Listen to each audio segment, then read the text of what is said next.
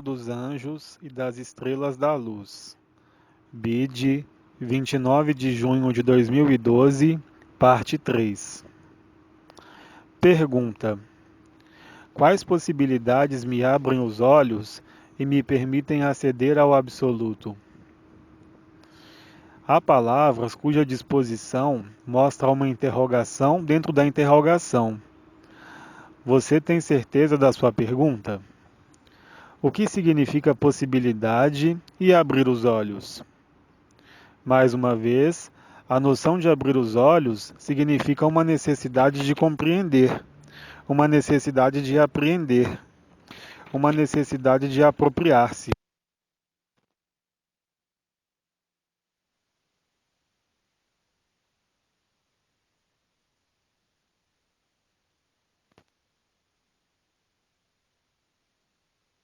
Entendê-lo, apreendê-lo.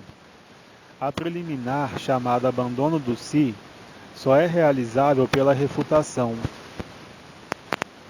Cabe a você, então, cessar de querer compreender, cessar de querer apropriar.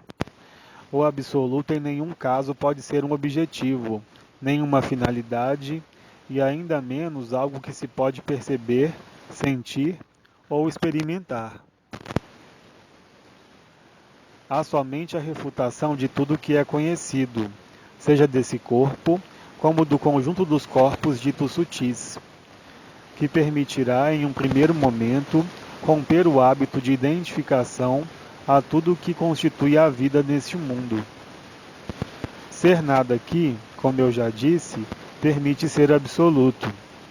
Então, é claro, um certo número de pilares, um certo número de elementos que lhes foram comunicados são elementos preparatórios ao absoluto. Mas em nenhum caso o absoluto pode ser apreendido por meio de uma compreensão intelectual. Quando esse estado se instala, além de todo estado, quando ele se mostra e se revela instantaneamente, é uma percepção além de qualquer percepção. É um estado além de qualquer estado, que os instala fora da ilusão.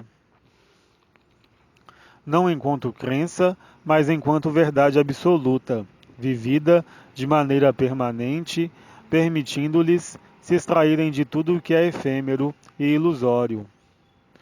Não há, portanto, nenhum elemento que possa abrir seus olhos, nenhuma possibilidade que permita dirigi-lo para o que quer que seja. Somente o princípio da refutação e a investigação sobre o que não é o absoluto te permitirá, em um dado momento, romper o ciclo vicioso do mental.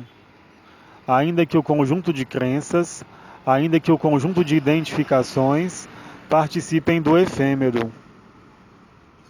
Não há outro meio, não há técnica, não há outra aproximação possível relativa ao absoluto. A refutação consiste em rejeitar, sem negar, sem renegar, consistindo em ver tudo que não é infinito, tudo que é efêmero, persistindo uma abordagem direta, se posso me exprimir assim, do absoluto.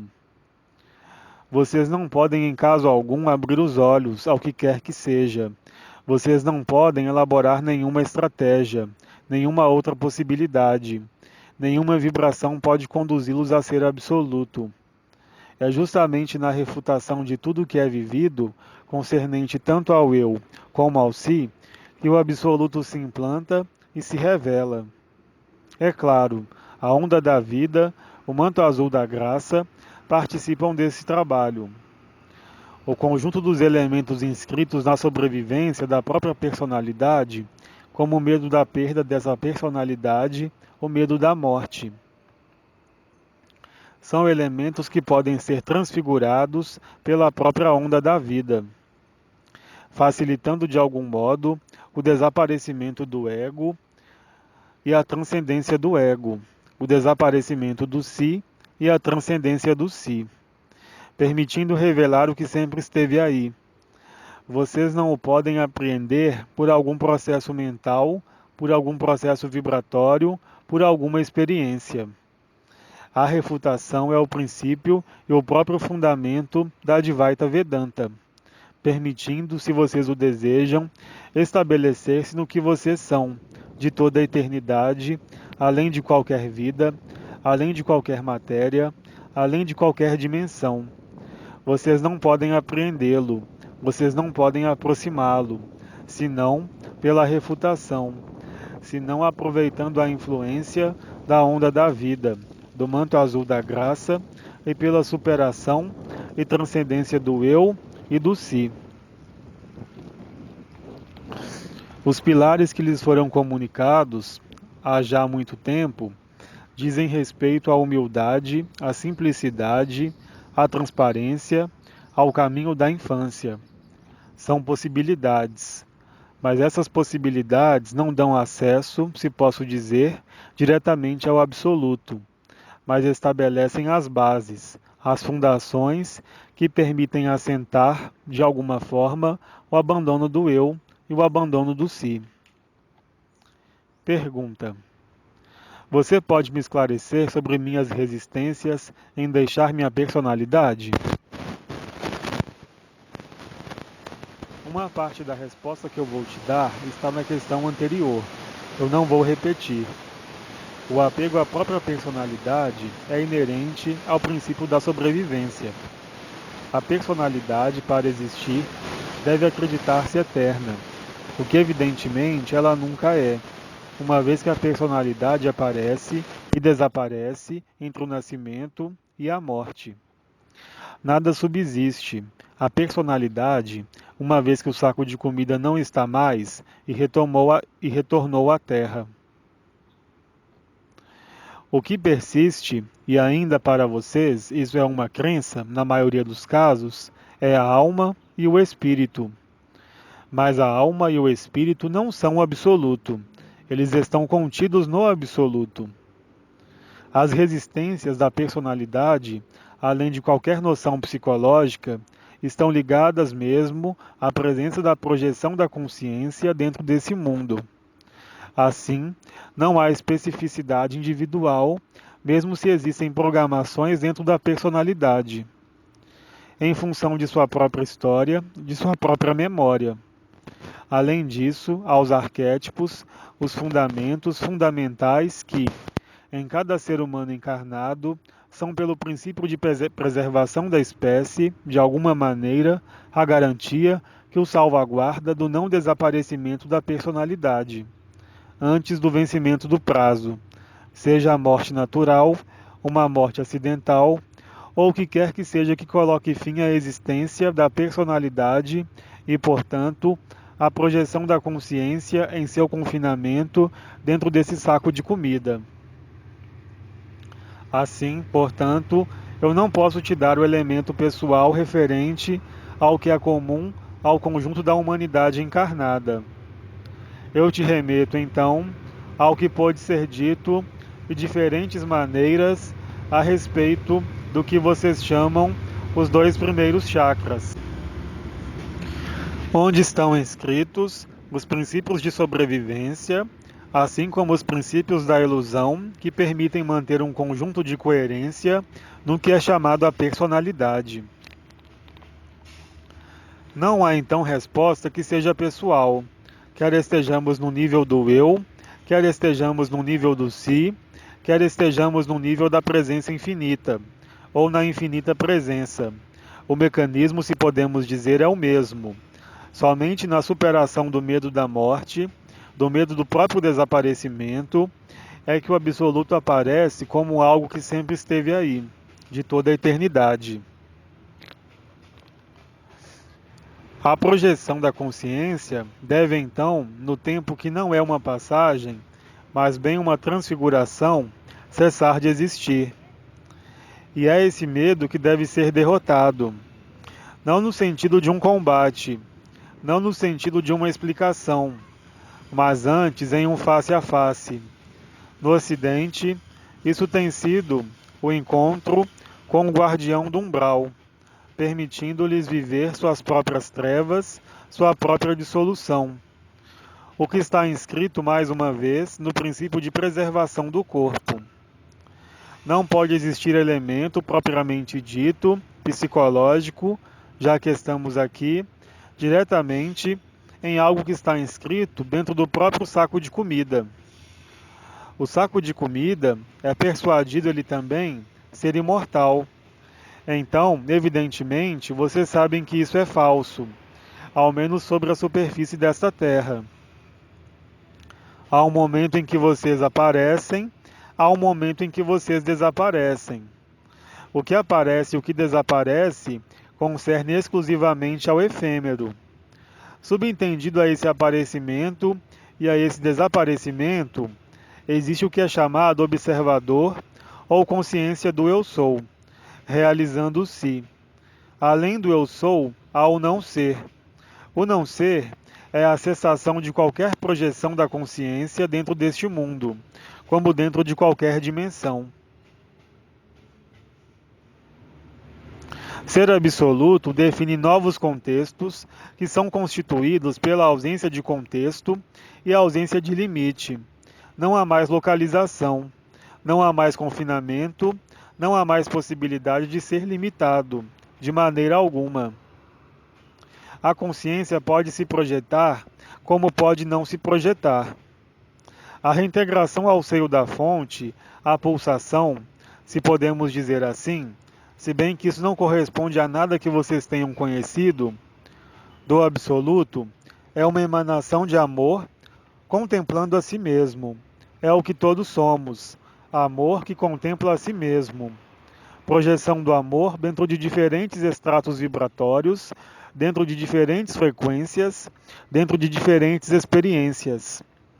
Enquanto existe dentro da consciência, quer ela seja do eu sou ou do si, a necessidade de experimentar, a necessidade de se projetar, o absoluto não pode aparecer, mesmo ele já estando aí.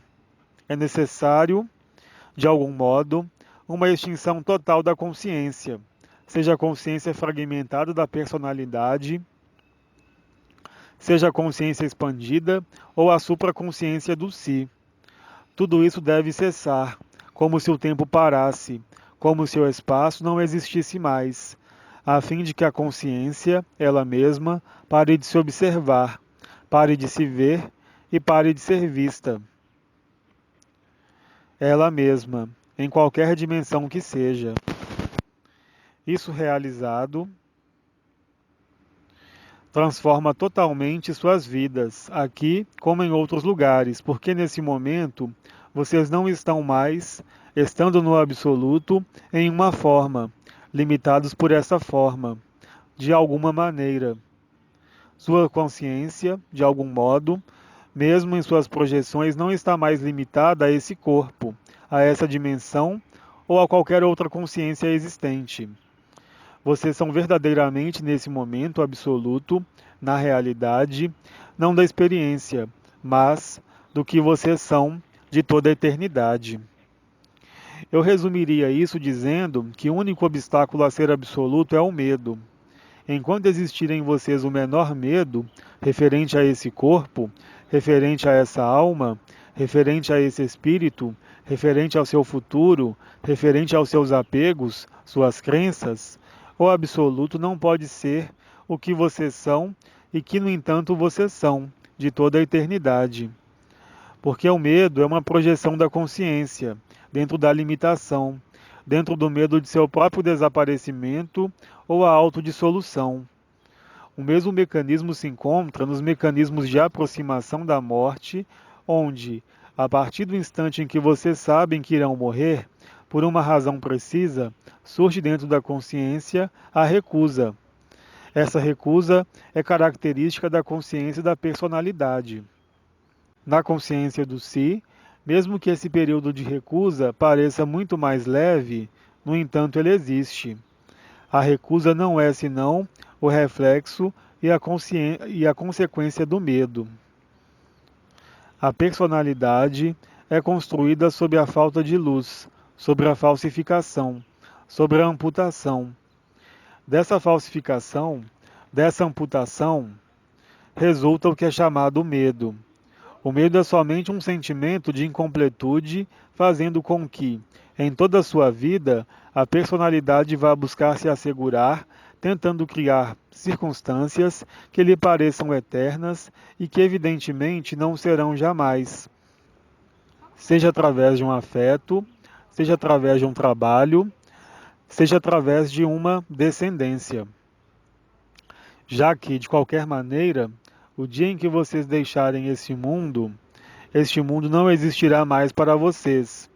É claro, existem meios limitados de contato entre o lado daqui da vida e o lado de lá da vida, chamado morte. Mas tanto um como o outro não são senão amputações do que vocês são em verdade. Existe, dentro da personalidade, e isso é comum a todo humano, a necessidade de se assegurar, a necessidade de encontrar uma estabilidade dentro de um mundo em que nada disso pode existir, devido mesmo à existência do princípio de amputação e de falsificação, assim como de confinamento. Pergunta: apesar de estar sentindo as manifestações da onda da vida, eu me pergunto por que eu ainda estou totalmente enganchada ao meu eu. A onda da vida, como eu já disse, é um elemento facilitador, vindo transfigurar os medos inscritos nos 2 chakras inferiores, correspondente ao corpo físico e ao corpo que vocês chamam etérico. Mas isso não é suficiente para fazer desaparecer o eu e o que você chama estar enganchado ao eu. Existe um princípio de abandono do si, situado em uma perda total da personalidade, correspondente à passagem entre o 3º chakra e o chakra do coração. Isso é nomeado crucificação e ressurreição. Existe nesse nível o que é chamado uma porta estreita. É o momento em que você deve, de algum modo, comprovar a você mesma que você não está apegada a nada deste mundo, a nada do que é efêmero. Você deve estar livre de toda crença. Você deve estar livre de todo apego. Você deve estar livre de todo conhecido. É nesse nível que vai agir a refutação.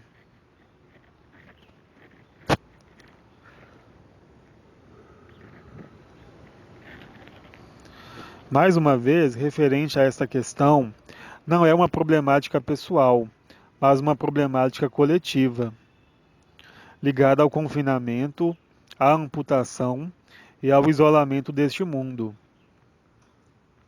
O conjunto dos conhecimentos, mesmo os mais elaborados, não são senão ignorância, porque nenhum conhecimento, quaisquer que eles sejam, astrológicos, quer sejam espirituais, quer sejam religiosos, não podem dar-lhes acesso à verdade, mas simplesmente às crenças às quais vocês aderem ou não. Nenhuma crença, mesmo a mais elaborada, pode mudar o que quer que seja em seu status. Se vocês observarem, dentro de todos os modelos religiosos, dentro de todos os modelos de sociedade da Terra, qualquer que seja a adesão a uma dada religião ou a outra, vocês têm seres que conseguiram se abandonar em totalidade, aceitar seu próprio desaparecimento. Qualquer que seja a religião de início, podemos dizer que vocês devem, todos, passar pela mesma porta estreita. É o momento em que é necessário se desfazer dos conjuntos das crenças, dos conjuntos das certezas. É nesta condição que o desconhecido pode ser revelado e que o absoluto é realizado, no sentido da liberação. Enquanto vocês se apoiam em uma crença, enquanto vocês se apoiam em um conhecimento, qualquer que seja, vocês estão na mais total ignorância. O que vocês chamam conhecimento, no sentido humano, não é senão ignorância. Se vocês aceitam essa ignorância, então vocês penetram o conhecimento, porque vocês são o conhecimento. Sendo conhecimento, sendo amor e luz, vocês não podem, em nenhum caso, por meio de qualquer projeção, apreender isso. Há que se livrar de tudo o que é conhecido, pela investigação e pela refutação, e vocês chegam a isso. Eu disse para intervenções futuras que eu lhes pediria doravante para ler atentamente o que eu já disse, porque muitas das questões que vocês colocam já tiveram sua resposta, sobretudo quando se trata de respostas que são coletivas e que não se referem em nada da sua personalidade e em nada de sua individualidade. O princípio da investigação e o princípio da refutação são universais. Não dependem de nenhuma crença, de nenhum karma, de nenhuma religião, de nenhum país. Eu exprimi, desde o início de minha vida, que eu tentaria, o mais possível, sair de todo o contexto de sociedade, de toda noção histórica. Eu me apliquei a isso. Isso é fundamental.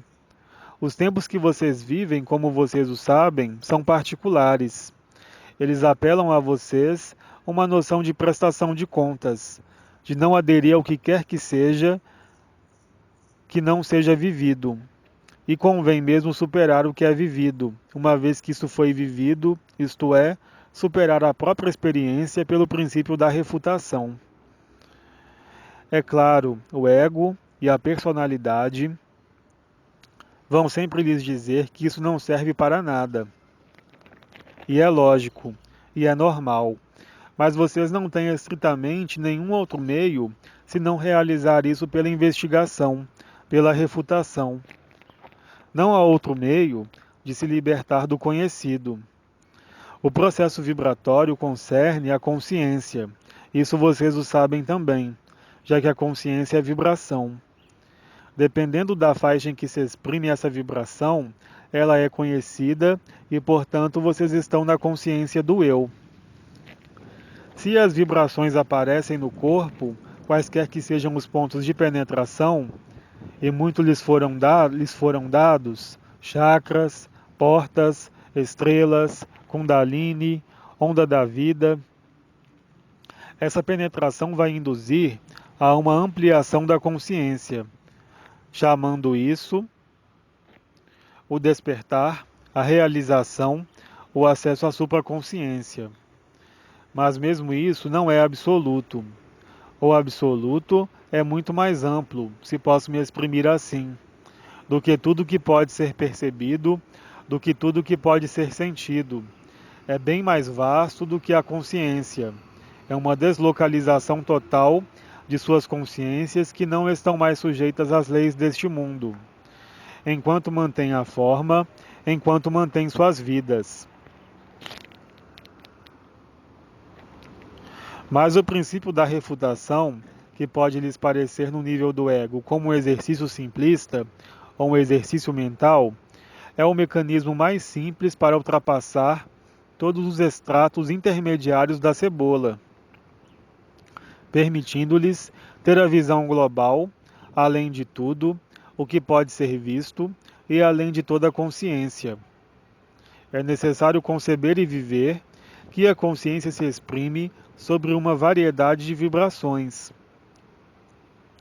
A da personalidade, a do si e a da presença última e infinita, que o absoluto engloba tudo isso, presente sobre este mundo, presente nas dimensões, englobando o conjunto de tudo isso e mesmo a fonte.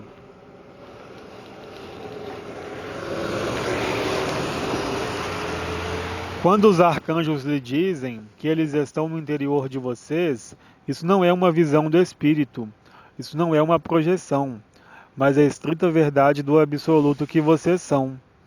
Vocês devem aceitar morrer para vocês mesmos, a fim de renascer. Mais uma vez, não há passagem entre o si e o absoluto. Não há passagem entre o eu e o absoluto. Há efetivamente uma porta estreita, que é, ela também, de alguma forma, as fundações, os elementos de apoio, bem como a onda da vida. Mas é preciso ainda que vocês aceitem se perderem e desaparecerem. Algo que não pode aceitar nenhum eu e nenhum si. Mas é uma passagem que eu qualificaria de obrigatória. E essa passagem, a palavra não é indicada porque não é uma passagem, é justamente o abandono de tudo, o que é efêmero, de tudo o que é conhecido, que lhes abre, se podemos dizer, o acesso ao conhecido, que não é um acesso. A melhor expressão que nós encontramos é efetivamente essa noção de ponto de vista. De onde você olha? Você está na cena do teatro? Você está na sala olhando o espetáculo? Ou você está fora do teatro? Enquanto você atua na cena, você não pode estar fora. Mas quando você está fora, você toma consciência, se o podemos dizer, através da projeção da própria consciência, que existe um espectador ou observador e que existe um ator. Mas você não está identificado de maneira formal nem ao ator, nem ao observador e nem ao que quer que seja como elemento existente dentro do teatro. Você é o conjunto de tudo que é percebido, como de tudo que não é percebido. Pergunta: o que dizer da raiva e da irritação que ainda atravessam o corpo e a personalidade? O que você entende por o que dizer? Você quer uma explicação lógica e racional de por que isso existe? Em que isso concerne ao absoluto? Este é tipicamente o tipo de conhecimento que não lhe é de nenhum uso, tanto para o si como para o absoluto. As leis de ação e reação não concernem senão a esse saco de comida, esse saco de pensamentos. Enquanto você está em reação em relação a isso, enquanto você tem necessidade de compreensão disso, você permanece confinada nisto, que justamente te incomoda. Há, aí também, a noção de identificação a esse corpo, a esses pensamentos e a essa vida. A raiva, em todo caso, resulta efetivamente do confinamento. O confinamento se manifesta pela raiva frequentemente, mas a raiva não resolve nada, como o medo, tanto um como o outro, cujas direções são opostas no nível da consciência. A raiva aumenta, o medo diminui. Mas tanto em um caso como no outro, nem a raiva, nem o medo permitem escapar da condição da consciência fragmentária.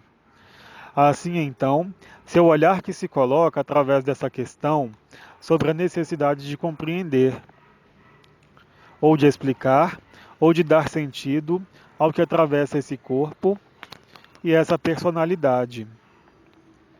Não lhe será de nenhum socorro concernente tanto ao si como ao absoluto. Enquanto existe uma necessidade de compreensão, você própria se situa dentro da própria consciência, na ação-reação. Nenhuma ação, nem nenhuma reação pode romper o círculo vicioso, porque nesse momento você permanece no ator, você permanece na cena do teatro. Você está tão investida no papel do ator que isso é para você a única realidade. Mesmo se você sabe que em algum lugar há outra coisa, você não tem nem a percepção, nem a consciência, nem a possibilidade de sair, enquanto seu ponto de vista não tiver mudado. Você pode obter todas as respostas. O exemplo da ciência, como vocês sabem, hoje, sobre a Terra, lhes dá uma magnífica ilustração. Vocês conhecem o funcionamento do átomo. Vocês conhecem o funcionamento da célula. E então? Isso dá resposta a quem eu sou? Enquanto você estiver identificada com as células, isso pode ser suficiente. Enquanto você estiver identificada à sua psicologia, isso pode ser suficiente. Mas isso não alimentará jamais outra coisa senão a ação-reação.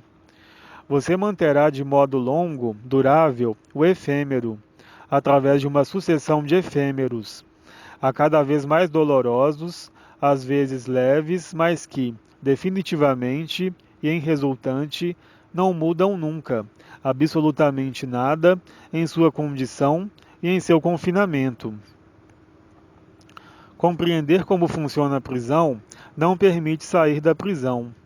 Compreender todos os atos de todas as peças de teatro não permite sequer identificar o teatro. principalmente porque a consciência, que está limitada pelo próprio princípio da amputação, do isolamento e confinamento, vai de algum modo, à medida das encarnações e das experiências, satisfazer-se dessa limitação, na maioria das vezes, dando-lhe a viver dentro dessa frustração, pois é uma, elementos pacificadores, através do que é chamado de profissão, através do que é chamado afeição, através do que é chamado o social. Mas nunca uma profissão, nunca uma relação, nunca uma sociedade poderá responder em seu lugar o que você é. Há somente a sua própria investigação, além de todo conhecimento, além de toda adesão a um rito ou a um dogma, que lhe permitirá reencontrar o fio da liberdade. A raiva como o medo não são senão as consequências da perda do que vocês são. Esta perda está ligada ao seu ponto de vista. Este ponto de vista, que eu os lembro, está ligado tanto à sua educação, como aos seus dogmas, como às religiões, como à sociedade, como a tudo que vocês têm aderido sem fazer a experiência, sem ter a validação interior. Tudo o que vocês aceitam como regra estabelecida, sem ter passado pela experiência ou pela vivência, apenas reforçará o confinamento de maneira sistemática. A raiva é uma emoção. Toda emoção está inscrita na ação-reação. Nenhuma emoção pode escapar a essa regra. É mesmo a definição de uma emoção. É por isso que, dentro de certos sistemas tradicionais comprovados, seja no Oriente como no Ocidente, foi apresentado um amplo espaço a tudo que é emocional, a tudo que é mental, como elemento de frenagem, ou que aciona véus ao confinamento e ao isolamento. Nenhuma emoção é libertadora, nenhuma atividade mental pode liberá-los, nenhum dogma e nenhuma crença pode liberá-los. É necessário mais uma vez ali, aqui também, libertarem-se de toda crença, liberarem-se de toda certeza e irem para o desconhecido, livrando-se de tudo que é conhecido. Então, é claro, para o ego, isso é um drama, e para o si, isto também é um drama, porque há de fato uma passagem do eu ao si, da consciência fragmentada à consciência ampliada, que foi conquistada, se podemos dizer assim. Enquanto não pode haver conquista do que vocês são, em verdade, quer dizer absoluto.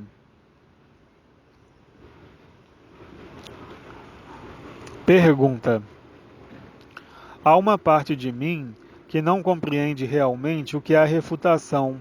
Por que esse bloqueio? Quem disse que você deveria compreender a refutação? Você deve aplicá-la. Você compreende como você anda? Sabe quais são os músculos que são usados na operação? Quais são os nervos que são usados na operação? E ainda assim você anda. Enquanto houver vontade de compreender, você não pode avançar. Você fica no lugar imóvel no ego. A refutação não é para ser compreendida, ela é para ser praticada. Isso está bem além de uma crença e de uma explicação. Refutar consiste em afirmar que nada do que é limitado, que nada do que é conhecido pode ser a verdade.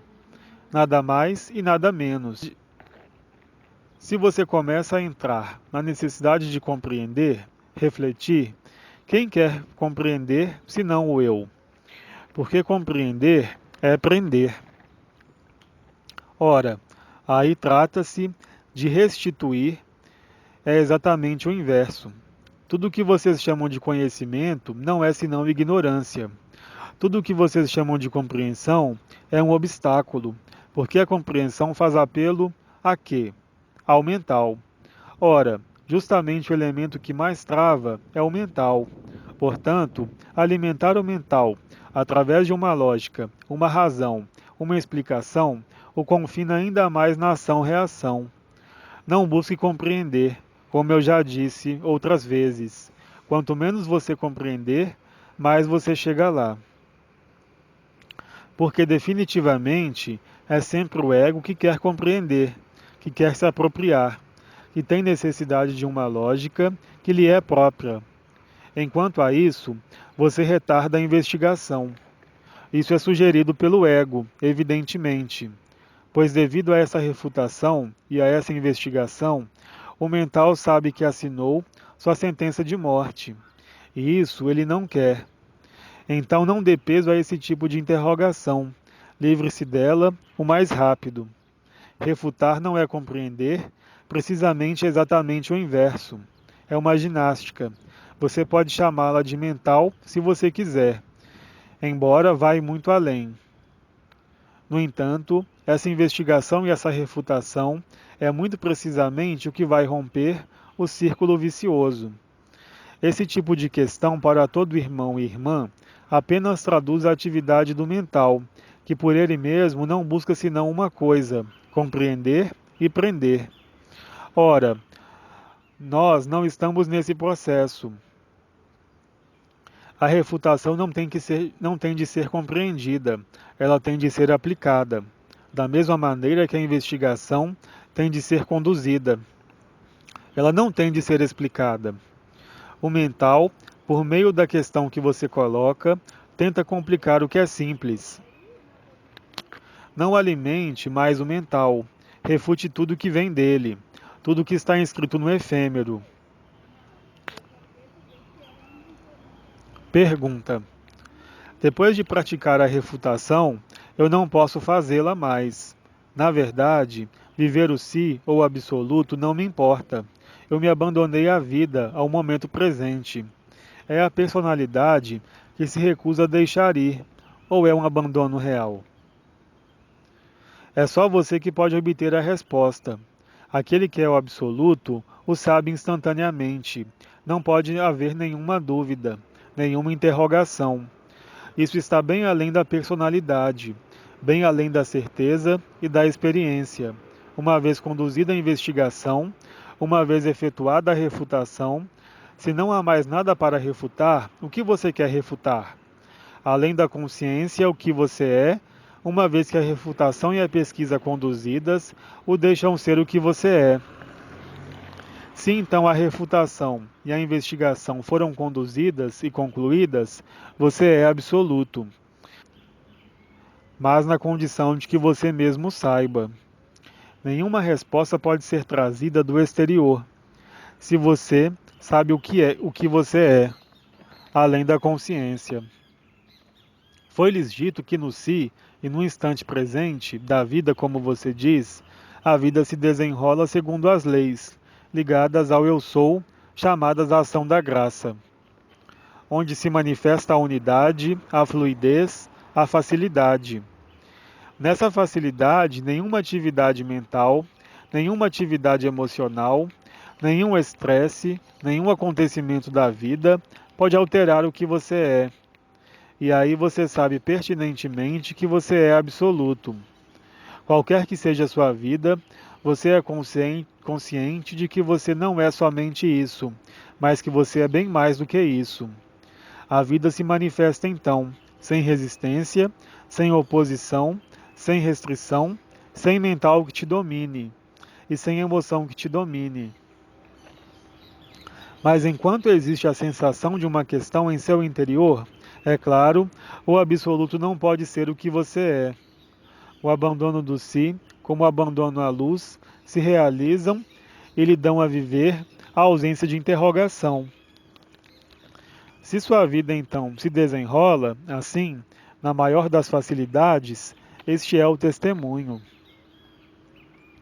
Mas novamente, aquele que é absoluto o sabe, não como uma possibilidade, não como algo de que se duvida, mas como uma evidência a cada minuto, a cada respiração. Porque nesse momento você não está mais confinado em um corpo, você não está mais confinado em uma sociedade, você não está mais confinado em um mundo, você é amor. E isso é vivido plenamente, além de qualquer vibração, além de qualquer evento, além de qualquer trauma, como de qualquer alegria.